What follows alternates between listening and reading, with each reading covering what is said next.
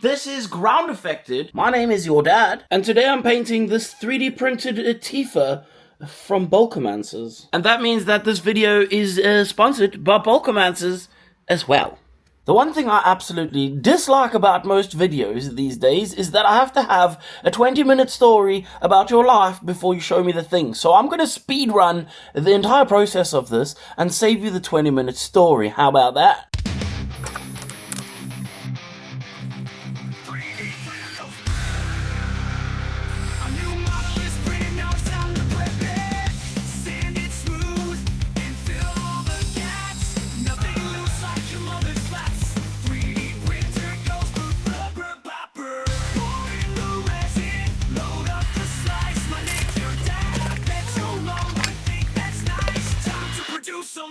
To start painting this model, I'm going to start on the base, because I find it easier to place your model somewhere as you start getting it done, rather than leaving it on your desk to scratch up your nice paint. And on this base, there is some water, and I printed this in a clear resin. This was only cured for a little while, because if you cure it for too long, it will look like urine, and you do not want that.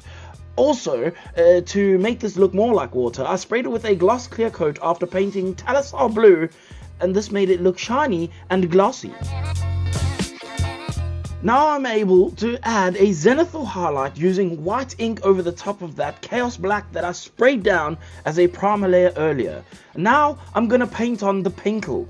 I have had comments where people have said, why do we bother using the zenithal if we're just going to cover it all up with the skin tones later on? And to you good sirs and madams, I say this is incorrect. If you are covering up the paint and you cannot see that there is a change, your paint is way too thick and you need to thin your paints immediately.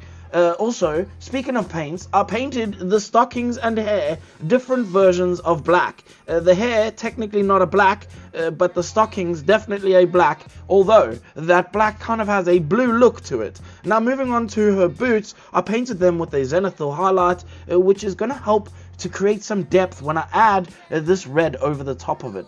And this red is going to make it look a little bit orangey, but not too bright, so I can come back in with an even brighter red just on the tips and the highlights of it. Now using the same Blood Angels red contrast paint, I'm going to spray that into the shadows of the skin tones. And yes, I have still yet to buy a new bottle of red ink. So deal with it, because I am certainly dealing with it. I would totally prefer to use red ink for that step rather than what I have been using in the last few videos, but this is where we are, and it also just shows you can use other colors rather than the exact ones that I'm showing. You just need to find something that's similar. Next steps on this body is going to be taking some brown rose and spraying that almost a 50-50 mix with water. And as you can see, I used my paint cup at the back of my booth there, which is literally full of paint. It's horrible water, but this mixture is what helps to keep that sort of cohesion between the skin layers. You might want to change the water after the skin layers if you are having any troubles with getting the right colors out of your airbrush. On this particular skin, I wanted to add a little bit more pink into the skin tones itself, so I used this bright fluorescent magenta, which made it maybe perhaps a little bit too pink, but I came back in with a very thin down layer of a brighter skin tone to just try and tone that down a little bit. This video was sponsored by Bulkamancers. And Bulkamancer is an incredible Patreon where for just under $13 a month you can receive up to 16 models in 1/8 scale. Obviously you can scale them to whatever size you want, but this consists of something like 4 models that they create each month, plus a bonus model, plus some chibis, plus 4 models from a previous month, 5 models that are in their welcome pack, 50% discounts on their previously released models. Honestly, just go check them out. There is a link in the description. Now, I've only made 2 of their models so far. However, both of those models fitted together incredibly well. Just genuinely, the quality of these sculpts is absolutely impeccable. And because of this, you should check them out in the description down below right now. And now that I am somewhat satisfied with the skin tones, I can start working on some of the other details on the rest of this model. And that's going to be to paint her underpant.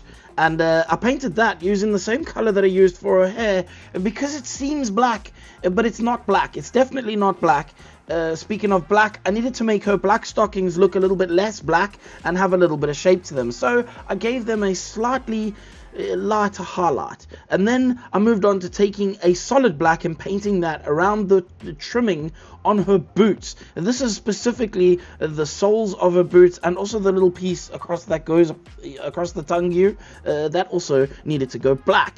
Now I'm going to take a little bit of deck tan and paint that on the inside of the boots, because they seem to have like some kind of a fur or whatever it is, but it's definitely not the same color as the outside, and it was not white. So I used deck tan, which is the perfect color for something that is not white. Now I'm going to paint the buckles using silver. This is my favorite silver, and this is from Ammo by Mig. It's a little bit tough to work with because it's a bit of a slippery paint, if you know what I mean, but it does paint a very nice silver in the places you want. I took some Carabao Crimson and used that to add some accents before taking those parts and fitting them onto the base so they don't get damaged by lying on my table while I paint the rest of the model. And what that looked like was, well, I guess you can actually see for yourself. I painted the shirt underneath her shirt, the undershirt, with a black, and this is a black Templar, which is actually a contrast paint, and it is a very thin paint, so it doesn't actually paint very nicely in the first layer. So I had to do 2 layers of this, and it is still not superbly flat, but that is actually fine because I wanted to emulate the textures of the fabric. So I'm okay with it not being completely perfect in this instance. I'm gonna take Sagor Brown and paint her straps, and yes, they might be a different color. They could actually just be a normal black, maybe like a model color black or something, so that the blacks are different, but I decided to go with brown because it's straps, and straps should be brown in any instance, in my opinion, unless they are not brown. You may have noticed that I used deck tan to paint the shirt that is on top of her shirt, in order to make it look more like how she looks in the actual game, because that would be weird if I did it a different color. But also you can do it a different color if you want, and you are just absolutely crazy, but that's acceptable too.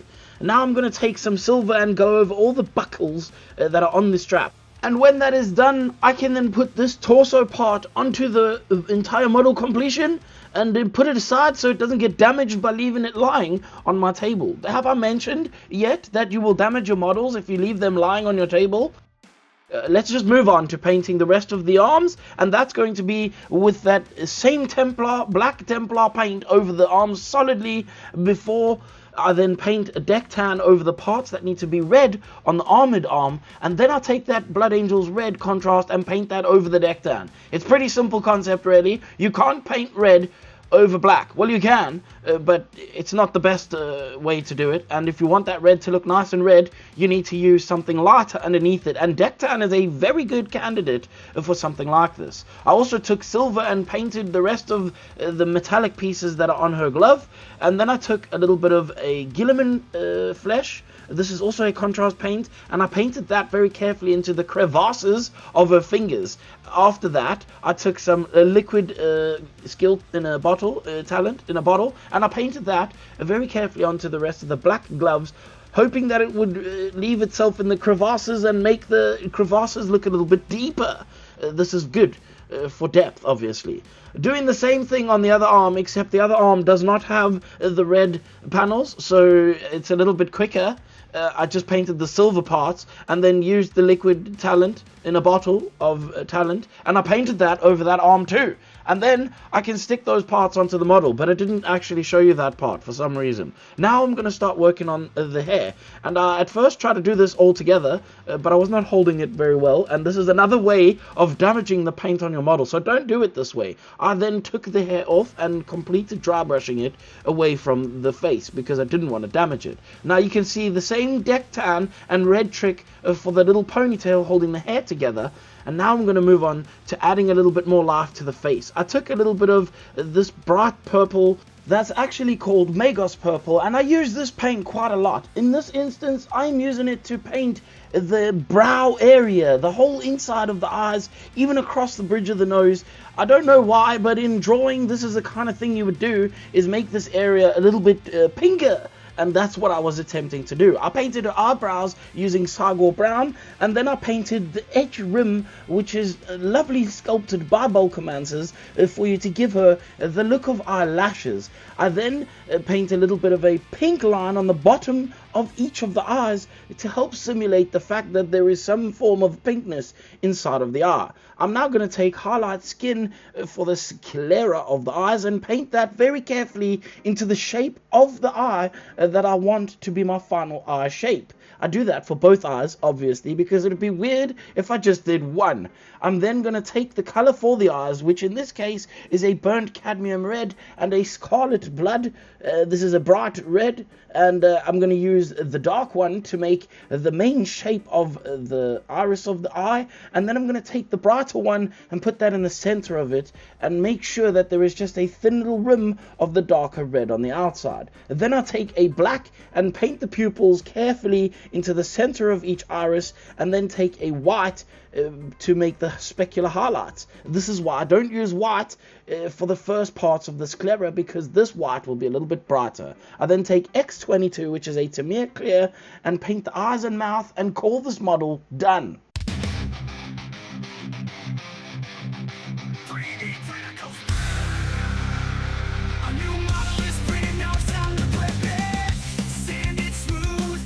Hopefully you enjoyed this video. Yes, we are now again at the end of another Groundeffected video, and this is the time in the video where I say thank you for watching the video.